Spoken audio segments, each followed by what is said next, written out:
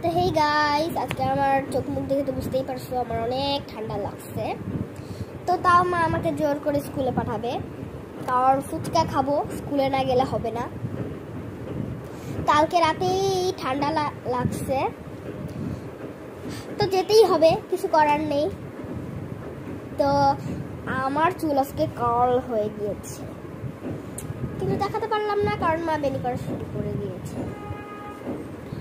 তো গাইস দেখা হচ্ছে একটু পরে। তো গাইস এখন আমি আবার চলে এসেছি, এখন আমি একটু লিপ অয়েল দিব।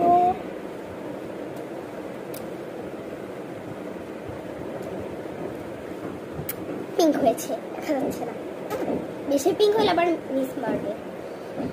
গাইস দেখুন, আজকের জন্য এইটুকু, তো বাই।